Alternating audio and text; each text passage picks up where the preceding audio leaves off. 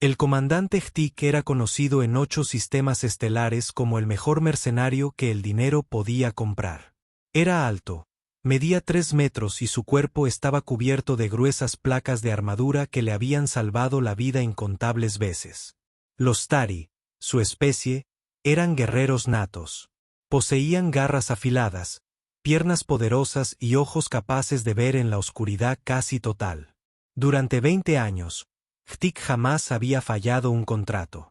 Capturaba a todos sus objetivos. Completaba a la perfección todos los trabajos que aceptaba.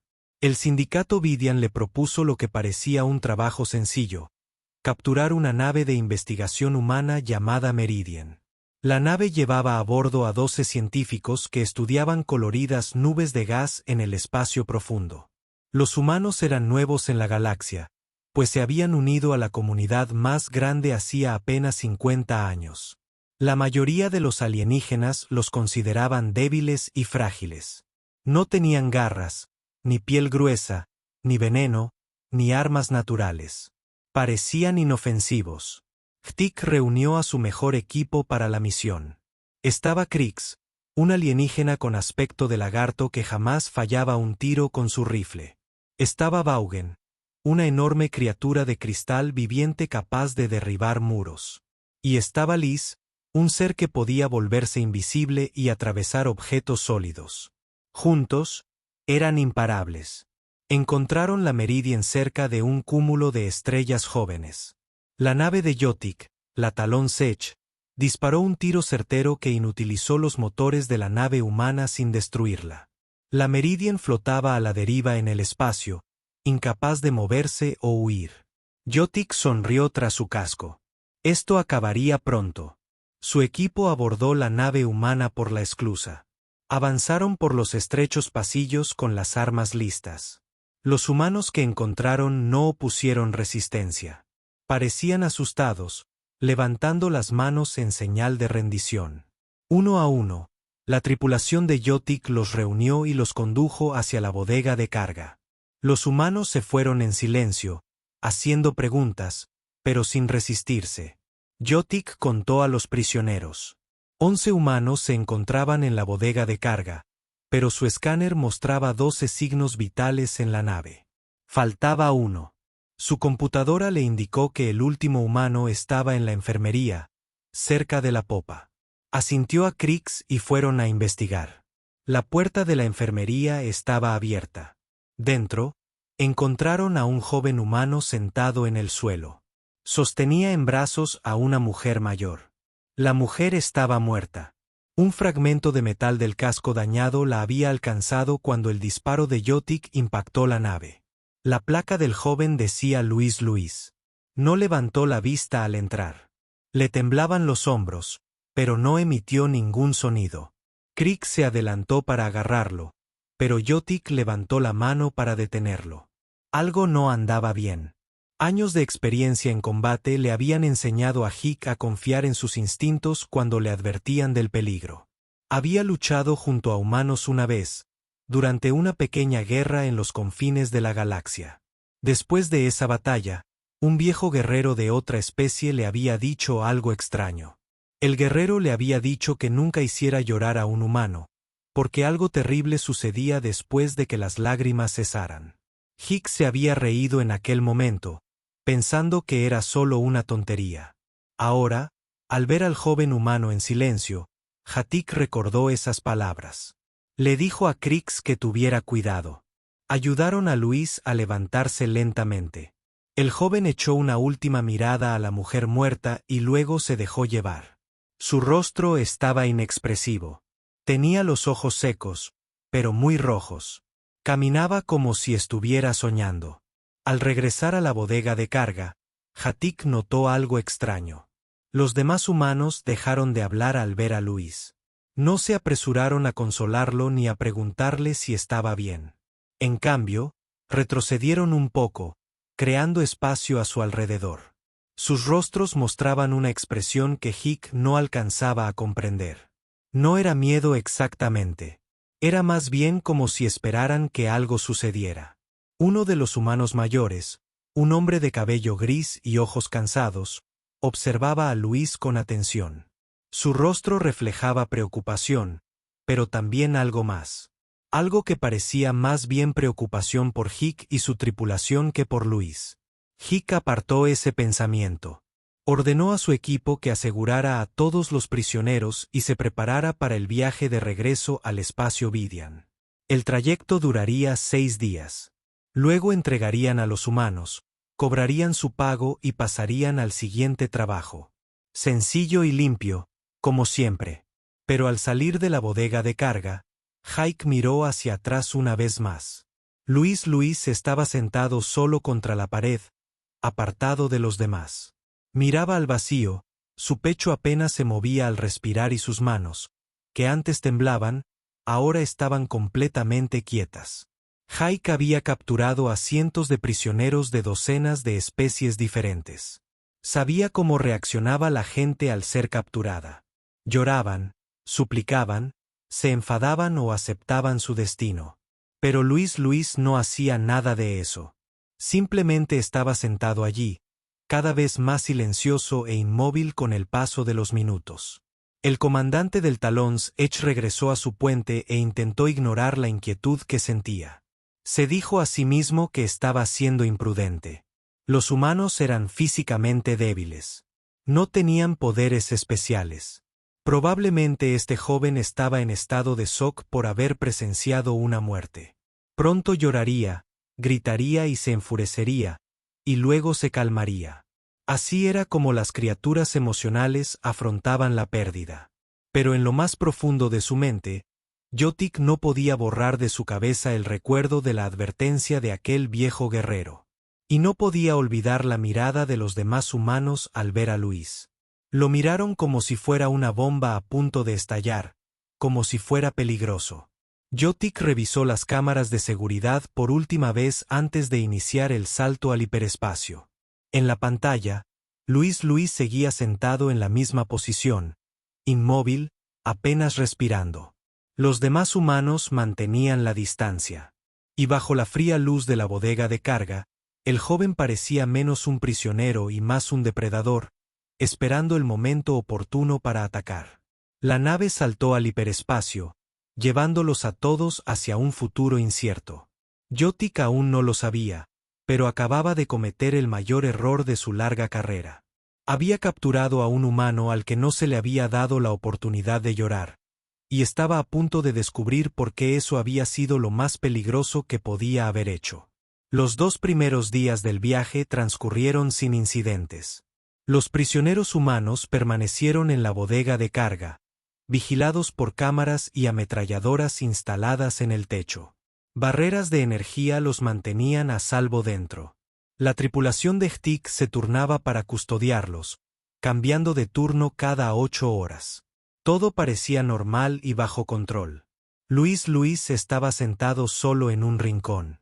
No había pronunciado ni una sola palabra desde que lo subieron a bordo del Talons Edge. No había probado bocado. Apenas bebía agua. Sus ojos se clavaban en la pared, pero parecía no ver nada. Los demás humanos lo dejaban solo, dándole espacio como si fuera algo frágil a punto de romperse.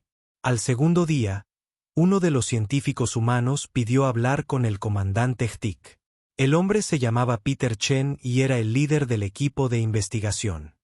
Hick, intrigado por lo que pudiera querer, accedió a hablar. Quizá ofreciera dinero o información a cambio de su libertad. A veces sucedía. Peter Chen se acercó a la barrera y miró a Hick con seriedad. No perdió tiempo con charlas triviales. Dijo que Hick debía dejar ir a Luis, o al menos permitirle hablar con alguien que pudiera ayudarlo. A Hick le pareció gracioso. Hizo un chasquido con sus mandíbulas, la forma en que su especie reía. Le dijo a Peter que Luis no estaba herido y que permanecería encerrado como los demás hasta que llegaran a su destino. Peter negó con la cabeza y dijo que Hick no lo entendía. Explicó que la mujer que había muerto, la doctora Linda Hayes, había sido como una madre para Luis. Lo había criado después de que sus padres biológicos fallecieran cuando era pequeño. Luis no estaba afrontando su muerte de forma sana. Estaba reprimiendo todos sus sentimientos. Htik dijo que el duelo no tenía que ver con el contrato. Le pagaban por transportar a los humanos, no por preocuparse por sus problemas emocionales. Pero el rostro de Peter se tornó más urgente. Dijo que el duelo no era lo que le preocupaba. Era lo que vendría después si Luis nunca lo expresaba. Jotik despidió a Peter y lo envió de vuelta con los demás prisioneros. Pensó que los humanos estaban exagerando, como siempre. Todas las especies sentían tristeza cuando alguien moría, pero todos lo superaban con el tiempo. Luis lloraría, se enfadaría y luego aceptaría la realidad. Era el proceso natural.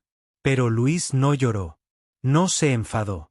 Simplemente se quedó sentado, cada vez más inmóvil con el paso del tiempo. Su lenguaje corporal cambió sutilmente. Dejó de moverse y de cambiar de postura. Dejó de parpadear con tanta frecuencia. Parecía menos una persona viva y más una estatua. Al tercer día, Vaughan informó de algo extraño durante su turno de guardia. Notó que los demás humanos se habían alejado de Luis, creando un espacio aún mayor a su alrededor. Cuando Vaughan preguntó por el altavoz, una mujer llamada Lisa Hayes, hermana del médico fallecido, simplemente dijo que debían aumentar la seguridad. Jotik preguntó si los humanos planeaban rebelarse o escapar. Borne respondió que no. Los humanos parecían más preocupados que rebeldes, y su preocupación se centraba en Luis, no en los guardias ni en la nave. Esa noche, la computadora médica de la nave detectó algo inusual. El ritmo cardíaco de Luis había disminuido significativamente.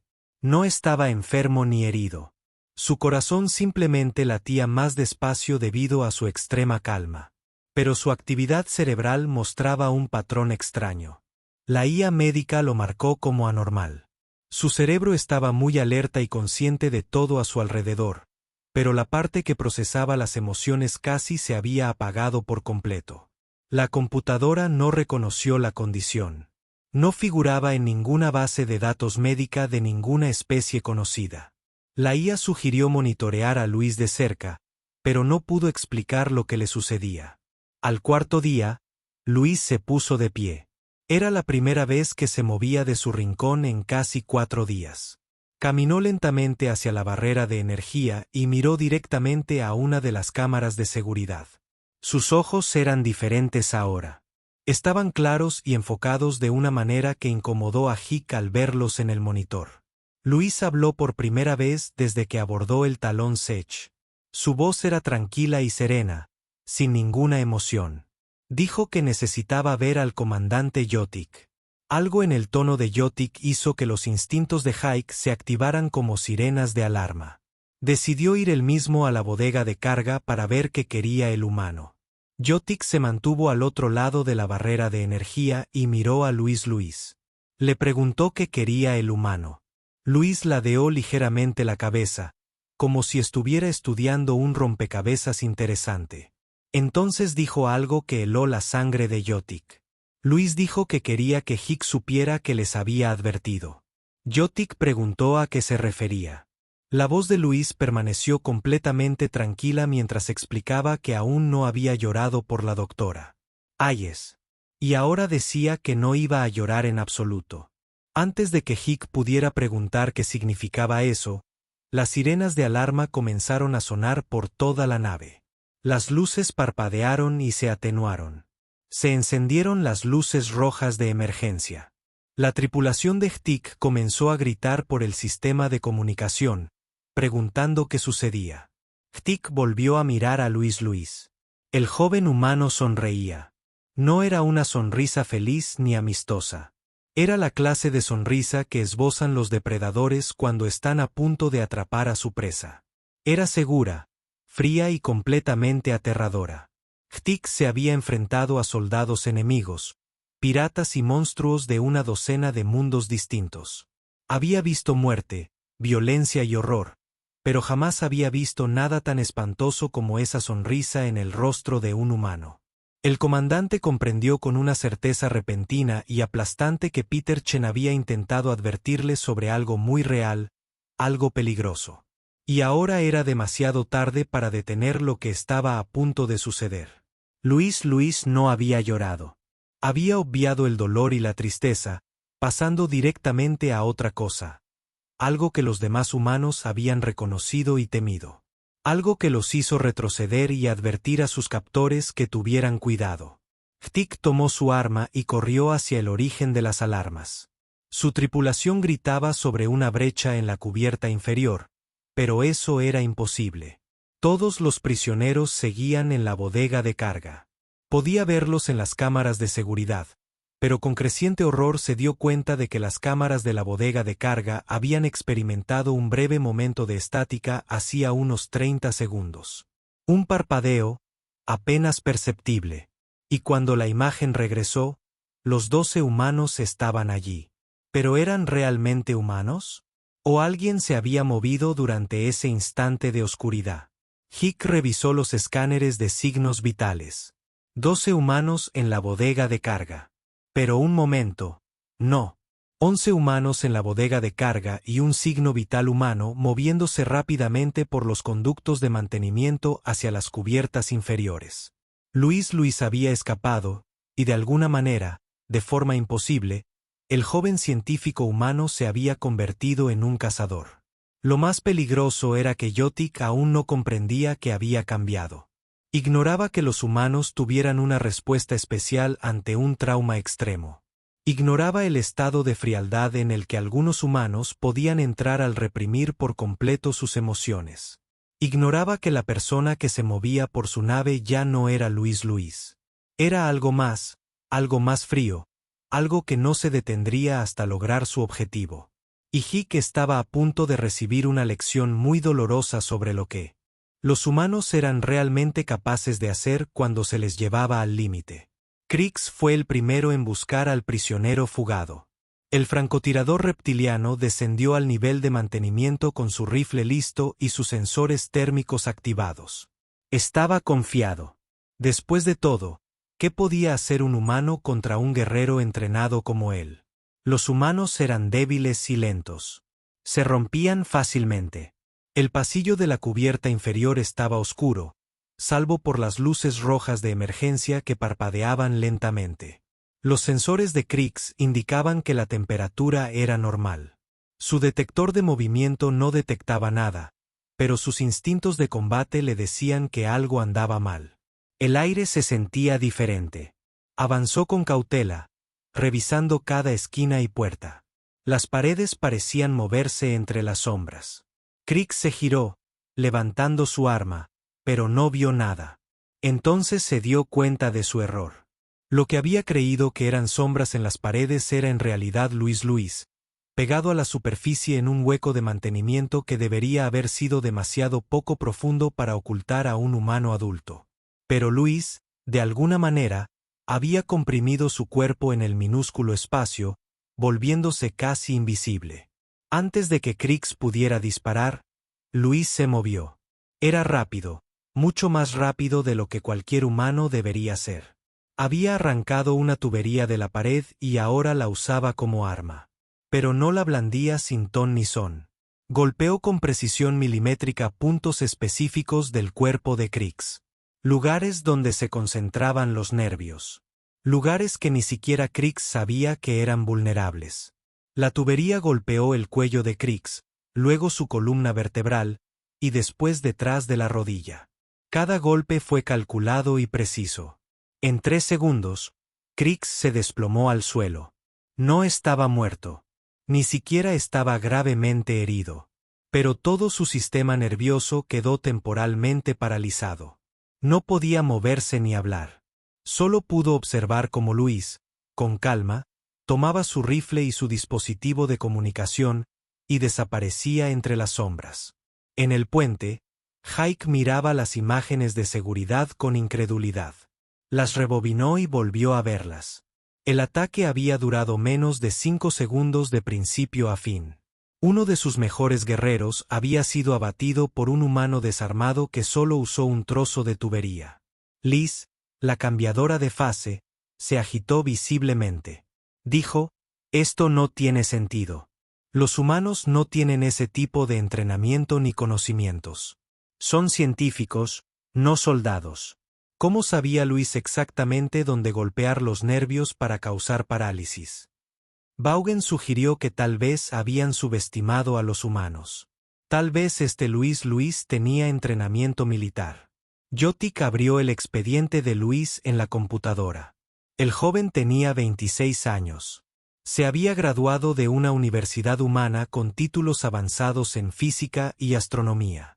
Antes de eso, el expediente mostraba un vacío de 6 años sin información, solo una nota que decía «Servicio militar previo». Jotik maldijo. El sindicato Vidian le había dado información incompleta. Le habían dicho que Meridian solo contrataba científicos civiles. No le habían mencionado que uno de esos científicos había sido soldado. Pero ni siquiera eso explicaba completamente lo que estaba sucediendo.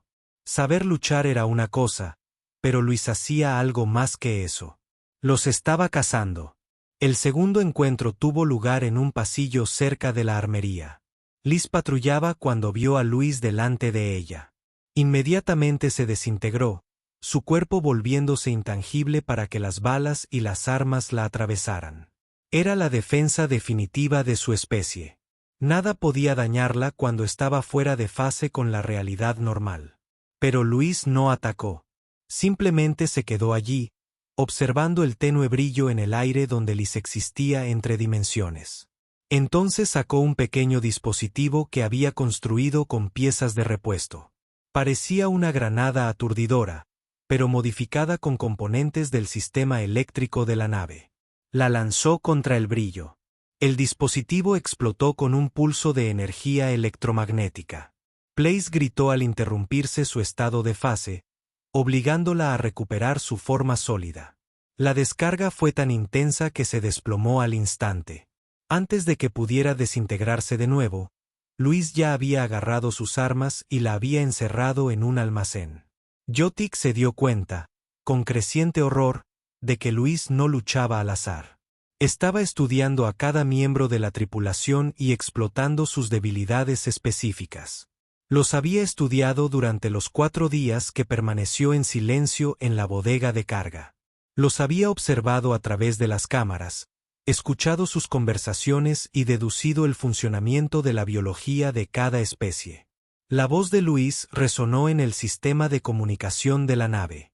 De alguna manera, lo había pirateado. Su voz seguía tranquila e impasible. Dijo que 2 miembros de la tripulación habían caído.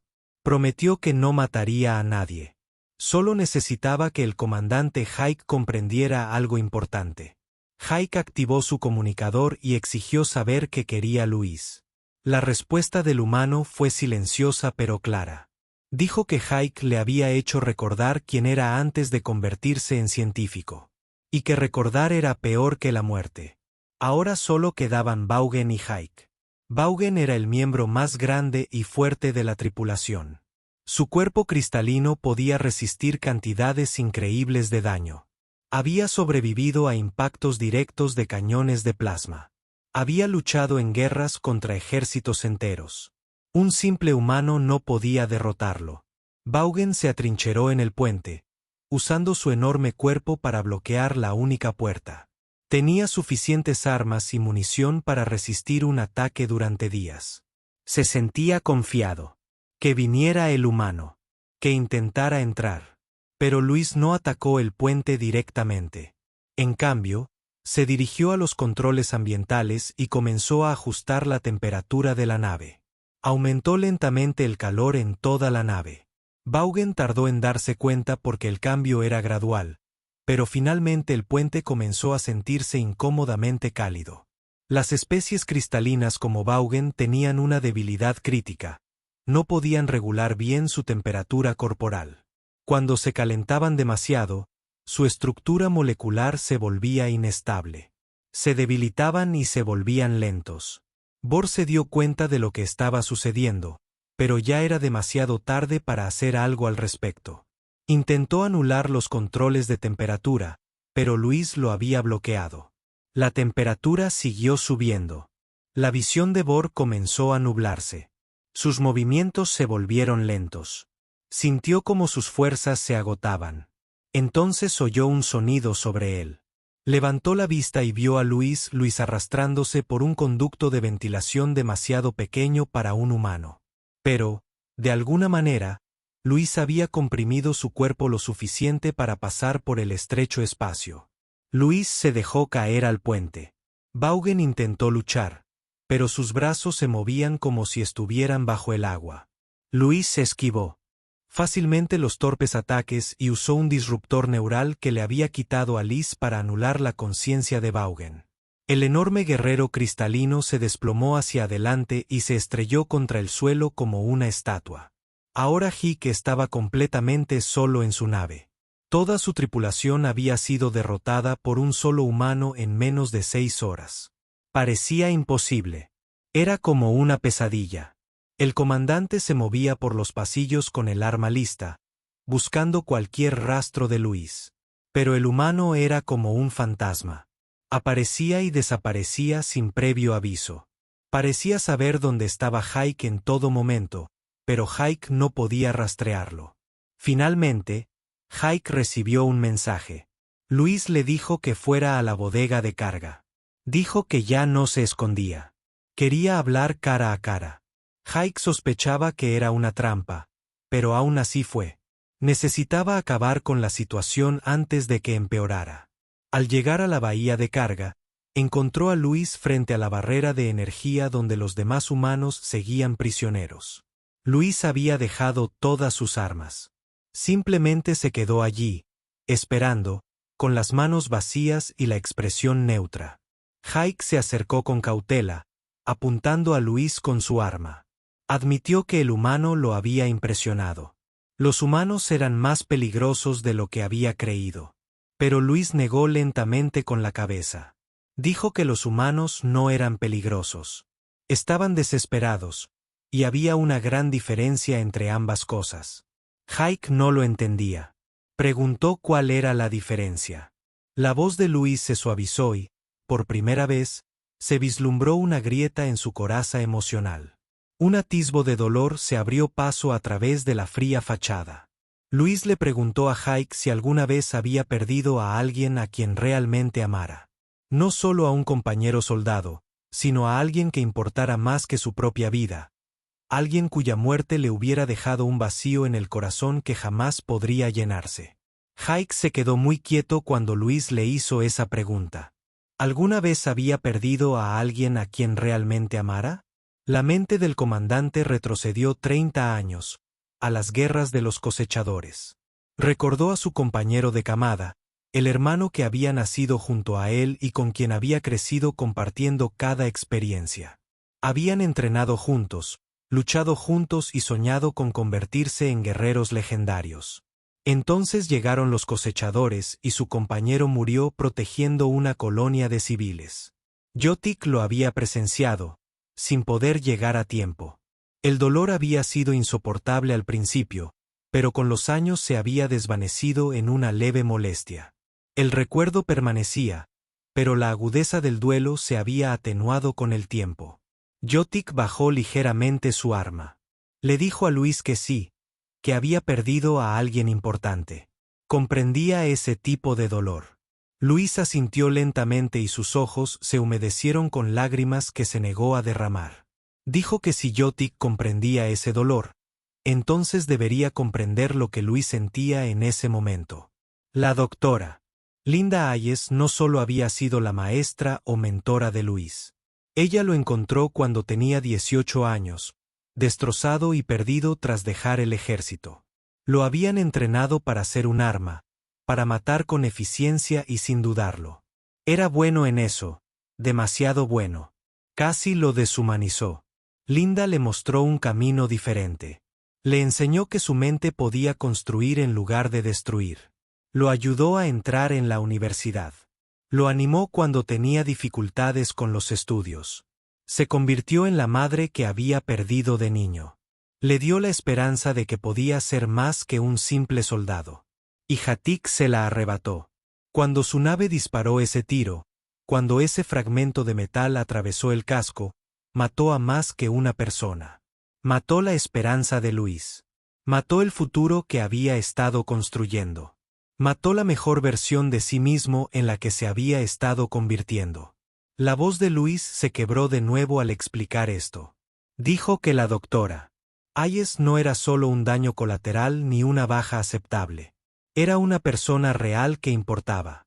Tenía sueños y esperanzas. Tenía una hermana que la amaba. Tenía alumnos que la necesitaban. Y se había ido para siempre porque Hick quería dinero. Hick sintió algo extraño que le oprimía el pecho.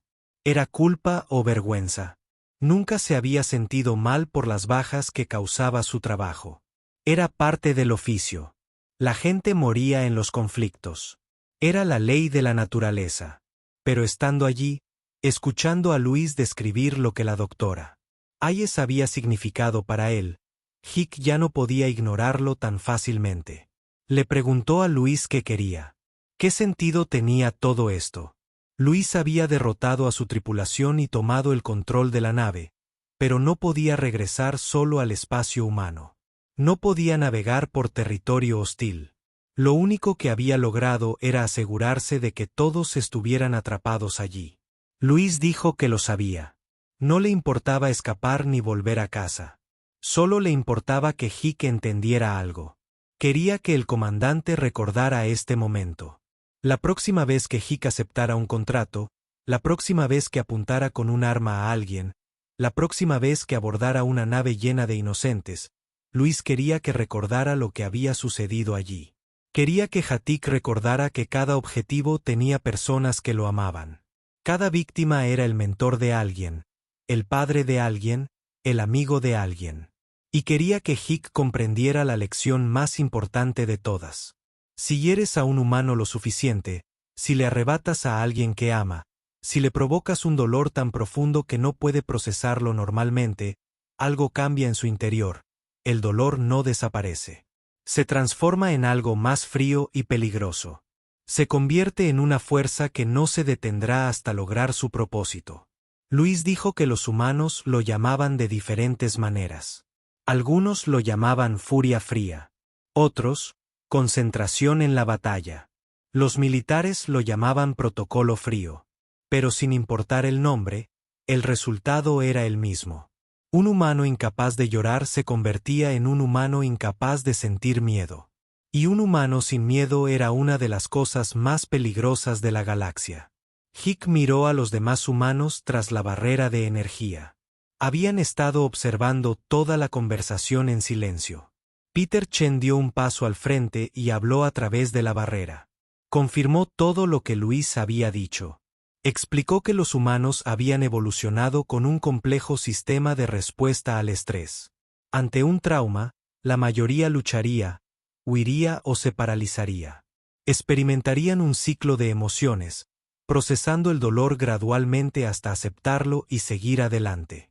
Pero si algo impedía ese proceso natural, si una persona se veía obligada a suprimir sus emociones por completo, su cerebro desactivaría los centros emocionales y redirigiría toda esa energía a la resolución de problemas. Peter dijo que era como si una computadora cerrara todos los programas innecesarios para concentrarse por completo en una tarea crítica. El ritmo cardíaco disminuía, el miedo desaparecía, el dolor se volvía irrelevante. Solo quedaba un cálculo frío y una concentración absoluta en el objetivo. Los humanos en este estado habían logrado hazañas imposibles a lo largo de la historia. Habían repelido ejércitos enteros. Habían sobrevivido en condiciones que deberían haberlos matado. Habían resuelto problemas que parecían irresolubles. Pero el precio era terrible. Cuando el estado de frialdad finalmente terminaba, cuando las emociones volvían a aflorar, la persona a menudo se derrumbaba por completo. Algunos jamás se recuperaban. Por eso los psicólogos militares lo vigilaban atentamente. Por eso Peter había intentado advertir a Jotik el segundo día. Había visto las señales en Luis y sabía lo que se avecinaba. Hick preguntó por qué le contaban todo esto ahora. Peter sonrió con tristeza y dijo que era porque Luis por fin estaba listo para dejarlo ir. Había logrado lo que tenía que lograr. Había dejado clara su postura. Ahora podía permitirse sentir de nuevo. Los hombros de Luis comenzaron a temblar. Sus manos temblaban. La fría máscara que había llevado durante 4 días empezó a resquebrajarse. Las lágrimas se acumularon en sus ojos y finalmente comenzaron a caer. Cayó de rodillas y los sollozos brotaron con fuerza. Todo el dolor que había estado reprimiendo. Todo el sufrimiento, la pérdida y la ira lo inundaron de golpe. Lisa Hayes, la hermana del médico fallecido, habló con Hatik a través de la barrera. Dijo que este era el Luis que conocían. No el frío cazador que había acechado por la nave. No el calculador estratega que había derrotado a guerreros entrenados. Solo un joven que había perdido a alguien preciado y necesitaba llorar. Dijo que el humano con el que Hick había luchado no era realmente Luis. Era en lo que Luis se convertía cuando no podía ser el mismo. Era un mecanismo de supervivencia, un último recurso. Y ahora que el llanto por fin había comenzado, esa otra versión de Luis volvería a dormirse. Pero Lisa también dijo algo más. Dijo que todos los humanos tenían esa capacidad dentro de sí. Todos y cada uno. A algunos les resultaba más fácil acceder a ella que a otros. Algunos, como Luis con su entrenamiento militar, podían activarla intencionalmente si era necesario. Pero todos los humanos poseían ese potencial. Esa capacidad de reprimir sus emociones y convertirse en algo más frío y eficiente. Dijo que Hick debía considerarse afortunado. Luis había elegido no matar a nadie. Podría haberlo hecho. Habría sido fácil. Pero incluso en su estado de frialdad, una parte de él se había contenido. Un núcleo de humanidad había permanecido, impidiéndole cruzar esa línea. No todos los humanos mostrarían la misma moderación. Si Hick o su tripulación se encontraran alguna vez con otro humano llevado a ese límite, podrían no tener tanta suerte. Yotik miró a Luis, que ahora estaba acurrucado en el suelo, llorando como si se le rompiera el corazón. Porque se le rompía, llevaba 4 días sufriendo, y ahora el dolor por fin se liberaba. El comandante tomó una decisión. Extendió la mano hacia el panel de control y desactivó la barrera de energía, sujetando a los demás humanos. Se abalanzaron sobre él de inmediato, rodeando a Luis para ofrecerle consuelo y apoyo. Peter se arrodilló a su lado y le puso una mano en el hombro. Lisa le tomó la mano. Lo dejaron llorar. Lo dejaron liberar todo el dolor que había estado cargando. Hick se apartó para darles privacidad. Se comunicó con su tripulación para comprobar su estado. Krix había recuperado la movilidad y se estaba recuperando. Liz estaba conmocionada pero ilesa. Vaughan se había calmado y estaba recuperando fuerzas poco a poco. Todos estarían bien. Pero Hick sabía que nada volvería a estar bien. Algo había cambiado en su interior. Ya no podía ver los contratos de la misma manera. Ya no podía pensar en los objetivos como simples números u objetivos, porque ahora sabía que cada uno era una persona y que cada persona le importaba a alguien más. Había aprendido la lección, una lección que jamás olvidaría. 3 días después, el Talón Sech llegó al espacio Vidian. La estación donde debían entregar a los prisioneros apareció en la pantalla, pero Hick ya había tomado su decisión durante el viaje de regreso. Contactó con el sindicato Vidian y les comunicó que el contrato era nulo. Devolvía a los humanos ilesos y rechazaba todo pago. Los representantes del sindicato estaban furiosos. Aparecieron en su pantalla de comunicación con el rostro desencajado por la ira. Exigieron saber qué había ocurrido. Hatik simplemente dijo que había sido una lección aprendida y colgó. En su lugar, atracó en una estación neutral y escoltó a los 12 humanos hasta una nave de transporte que los llevaría de vuelta a territorio humano.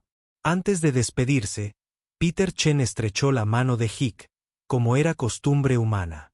Dijo que no mucha gente era capaz de admitir sus errores. Hick merecía respeto por ello. Luis estaba a su lado, con aspecto cansado, pero ya recuperado.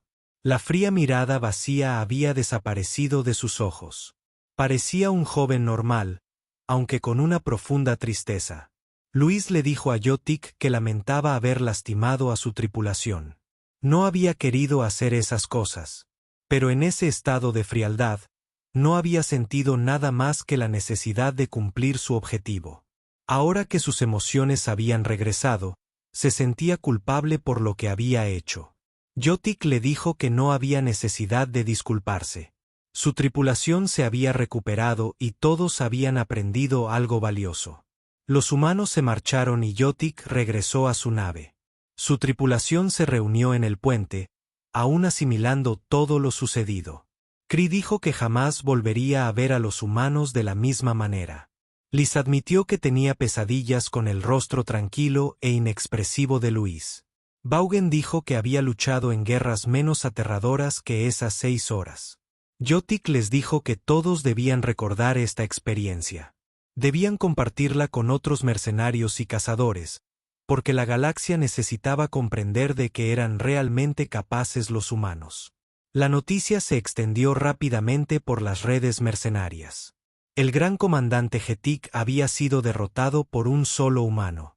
Al principio, otros mercenarios se rieron de la historia. Lo consideraban imposible o exagerado, pero quienes se tomaron la molestia de escuchar el relato completo dejaron de reír, pues los detalles eran perturbadores.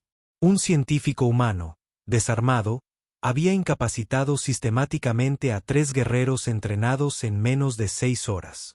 Lo había logrado valiéndose únicamente de sus conocimientos de biología, su comprensión de la tecnología y su total falta de miedo o vacilación. Y, según los demás humanos a bordo de la nave, Luis ni siquiera era un humano particularmente peligroso. Simplemente había sido llevado al límite de sus capacidades emocionales. La historia comenzó a difundirse más allá de la comunidad mercenaria. Los comerciantes la compartieron en las estaciones espaciales. Los diplomáticos la comentaron en voz baja en los edificios gubernamentales. Los científicos añadieron nuevas entradas a sus bases de datos sobre psicología humana. El Consejo Galáctico elaboró un aviso formal sobre el síndrome de respuesta al estrés humano, con una advertencia especial sobre la variante del protocolo de frío. El aviso era simple pero claro: evite desencadenar esta respuesta en la medida de lo posible. Si se presenta, extreme las precauciones. No asuma que el sufrimiento humano lo hace más débil. A veces, lo vuelve mucho más peligroso. Otros mercenarios comenzaron a rechazar contratos con objetivos humanos, no por leyes o regulaciones, sino por miedo. Habían escuchado demasiadas historias. Historias de humanos que lograban hazañas imposibles al ser llevados al límite.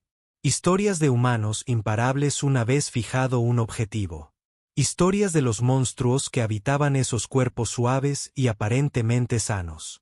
El propio Getik se convirtió en una especie de leyenda, aunque de una forma distinta.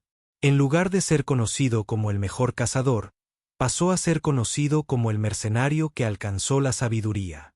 Comenzó a compartir su historia abiertamente, advirtiendo a otros sobre los peligros de subestimar a los humanos. Explicó que el humano más peligroso no era el que contraatacaba de inmediato, sino el que dejaba de llorar. Les dijo que los humanos amaban profundamente. Formaban lazos más fuertes que la lógica o la razón.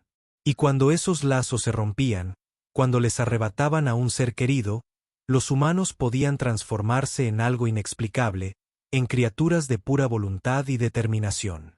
Se convertían en fuerzas imparables centradas en un único propósito. Chick nunca volvió a aceptar un contrato con objetivos humanos. A todo aquel que le preguntaba, le decía que había aprendido la lección. Algunas presas, al verse acorraladas, se revelaban como depredadores disfrazados, y los humanos albergaban más depredadores latentes que cualquier otra especie que hubiera conocido. El buque de investigación Meridian finalmente volvió a operar con una nueva tripulación. A los 12 científicos originales se les ofreció asesoramiento y apoyo. La mayoría retomó sus investigaciones, aunque algunos optaron por otras carreras. La experiencia los había transformado a todos de diversas maneras. Luis fue quien más sufrió. El estado de criogenización había sido necesario en aquel momento, pero recuperarse había sido traumático. Pasó meses en terapia superando el duelo por la doctora Hayes y la culpa por lo que había hecho. A bordo del Talón Sech, su terapeuta le ayudó a comprender que había hecho lo necesario para sobrevivir y proteger a sus semejantes. Lisa Hayes permaneció a su lado durante su recuperación. Ella también había perdido a su hermana, y se apoyaron mutuamente en el duelo. Le dijo a Luis que Linda se habría sentido orgullosa de él, no por la violencia ni por la brillantez táctica, sino por la humanidad que había conservado incluso en sus momentos más fríos. Podría haber matado a la tripulación de Yotik, pero eligió no hacerlo. Esa elección fue crucial. Poco a poco, Luis comenzó a sanar. Con el tiempo, retomó su investigación, estudiando las estrellas y nebulosas que lo habían fascinado antes de la tragedia. Pero ahora era diferente. Había adentrado en su lado más oscuro y había sobrevivido. Sabía de lo que era capaz, tanto para bien como para mal. Pasaron los años. La historia del incidente de Meridian se convirtió en una de las muchas leyendas sobre la entrada de la humanidad en la sociedad galáctica. Los humanos se ganaron la reputación de ser una especie a la que no se debía provocar demasiado. Eran amables y cooperativos la mayor parte del tiempo. Eran buenos aliados y socios valiosos, pero todos sabían que bajo esa superficie amistosa dormía algo frío y peligroso que podía despertar si se le provocaba. Yotik continuó con su trabajo mercenario, pero ahora era más selectivo con sus contratos. Evitaba los trabajos que implicaban dañar a inocentes. Rechazó trabajos que implicaran quitar vidas innecesariamente. Su reputación cambió de cazador despiadado a guerrero honorable. Algunos clientes dejaron de contratarlo por ello. Otros lo buscaban precisamente por eso. Un día, muchos años después del incidente, Hack recibió un mensaje de Luis. El humano se había enterado del cambio de enfoque de Hike hacia su trabajo. Quería agradecerle al comandante por haber aprendido de su encuentro. Dijo que el Dr. Hayes habría aprobado el crecimiento personal de Hatik. El mensaje terminaba con una advertencia que Hike ahora compartía con cada mercenario que conocía. Una advertencia que se había vuelto famosa en toda la galaxia. Una advertencia que salvó incontables vidas al prevenir conflictos antes de que comenzaran. La advertencia era simple pero profunda. Nunca dejes que un humano llore sin comprender lo que viene después de que las lágrimas se sequen. Porque los humanos no solo lloran a sus muertos, sino que cargan con su dolor como un arma. Y cuando esa arma finalmente se desenvaina, cuando las lágrimas se secan y algo más frío se apodera de ellos, incluso los mejores cazadores se convierten en presa. Hatik compartía esta sabiduría libremente. Les decía a quienes quisieran escuchar que los humanos eran más complejos de lo que parecían. Eran capaces de una gran bondad y una violencia terrible, a veces incluso en un mismo individuo. La clave era tratarlos con respeto, recordar que sus emociones los hacían más fuertes, no más débiles, comprender que el amor y la pérdida podían transformarlos en fuerzas de la naturaleza. La galaxia aprendió lentamente esta lección. Algunos la aprendieron a través de historias como la de Luis. Otros, por experiencia propia, pero al final todos comprendieron la verdad fundamental sobre la humanidad. No eran la especie más fuerte, no eran la más inteligente, ni la más rápida, ni la más avanzada tecnológicamente, pero tenían algo que los hacía únicos. Tenían la capacidad de amar tan profundamente que perder ese amor podía quebrarlos. Y en esa destrucción, podían convertirse en algo mucho más peligroso que cualquier depredador natural. El mercenario alienígena más temible había aprendido esta lección por las malas.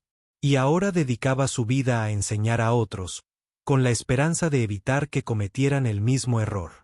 Porque Hika ahora entendía lo que aquel viejo guerrero había intentado decirle hacía tantos años. La advertencia que había descartado como superstición. La advertencia que resultó ser la verdad más importante que jamás aprendió. Jamás dejar llorar a un humano. No porque llorar los hiciera débiles, sino porque lo que venía después podía aterrorizar incluso al guerrero más valiente de la galaxia. Lo que venía después era algo frío, concentrado e imparable. Lo que venía después era un humano que ya no tenía nada que perder. Y en todos los años de Hayek como cazador, en todas sus batallas, contratos y misiones peligrosas, jamás se había topado con nada más aterrador que un humano sin nada que perder. Esa era la leyenda. Esa era la advertencia. Y esa era la verdad que resonaba por toda la galaxia allá donde viajaban los humanos. Eran amigos de quienes los respetaban. Eran aliados de quienes los honraban. Pero para quienes los herían, quienes les arrebataban lo que no podían soportar perder, se convertían en algo completamente distinto. Se convertían en los monstruos de sus propias leyendas ancestrales. Aquellos que no necesitaban colmillos ni garras.